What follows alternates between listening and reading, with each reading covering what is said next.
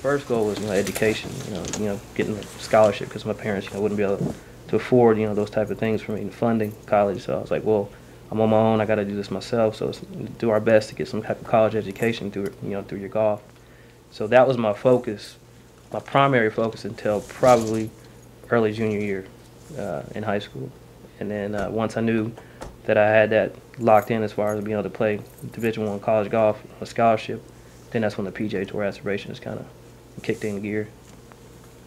Well, I grew up in a nice middle-class neighborhood. My father, we had a great upbringing, and I actually had a neighbor, a guy named Whit. He played golf, so he'd always be in his yard playing golf, and I'd just be, shooting Jays or something like that. But the key factor, which my route to golf, I think, was, my father.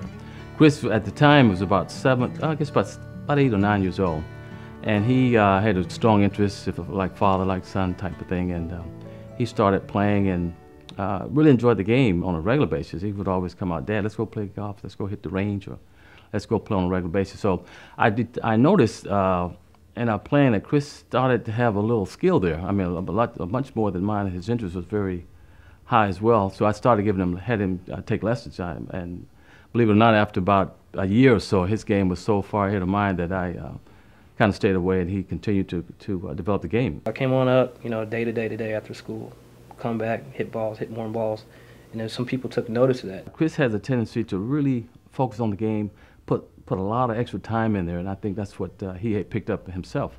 To go on Chris Hanna, he was a kid that you could just look at and you could see this in him. He had one of the best work ethics I ever seen in golf. He would hit golf balls all day. He does the same thing today. 10, 11 years old. To go out and hit 300 golf balls was nothing for Chris Hanna to do.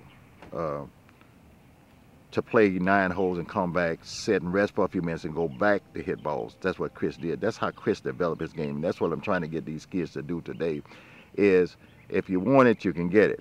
But you have to work at it. You just work.